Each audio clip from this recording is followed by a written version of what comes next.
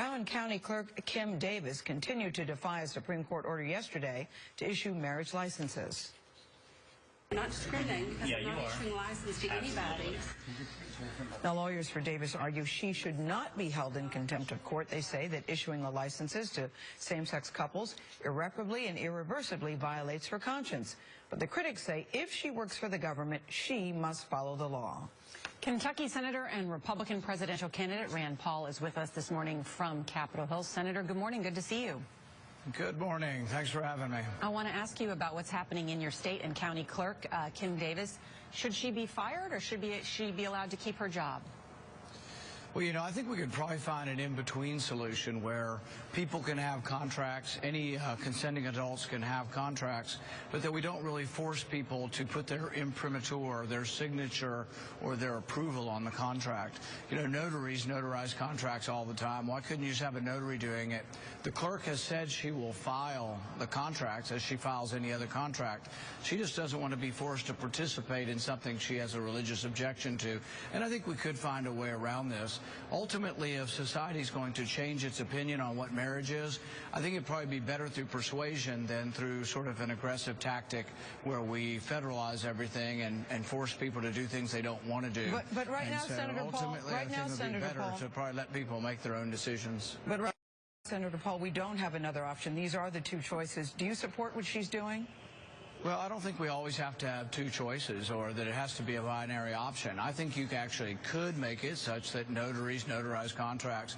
In fact, what's happening is as the people who are promoting this change in the definition of marriage, as they become more aggressive, there is going to be more resistance. And some of the states are getting out of the marriage business entirely and just saying, look, you want to have a marriage, go somewhere and get people who agree with your definition to give an imprimatur on it, but don't ask those of us who don't agree with it to put our imprimatur on it.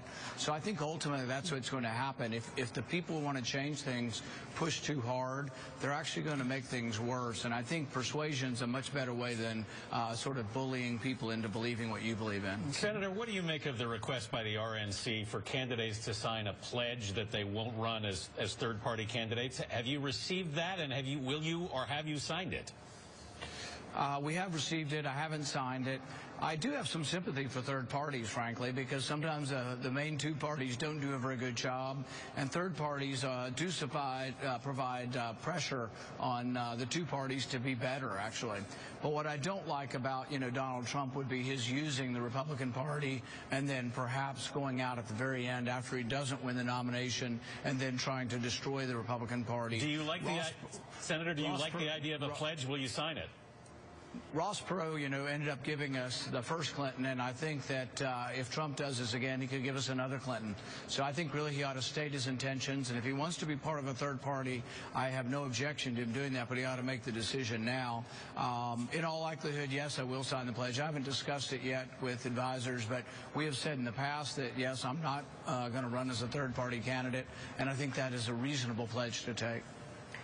Senator Paul, Jeb Bush and Donald Trump are having a spirited back and forth, we should say, by tweet. At one point, Jeb Bush even said that Donald Trump is out to destroy the Republican Party. What do you think about that? I think that Donald Trump is a fake. I think he's a fake conservative, and really there's not much about him that is conservative. I've been pointing out with a great deal of emphasis that the right to private property, and that you can't take private property and give it from one to another. This was the Kelo case. This was a big deal for conservatives. It was in 2005, and we objected to the Kelo decision that allowed private property to be transferred from one private property owner to the other. This is something Donald Trump uses in his business model. He took a little old woman, a lady's house who'd lived in her house for 30 years just to make a parking lot, and he used the bully force of government. So there's issue after issue. He was for President Obama's government stimulus. He was for Obamacare. So I think he's been against conservatives on every issue of the decade, and yet now he wants us to believe that he's changed his opinion on everything. That's a little unusual for an adult to be now against everything they were for. So I'm going to keep pointing out that he is a fake conservative, and he's going to have to sort of convince people that he's sincere. Senator Rand Paul, thank you very much for being with us this morning.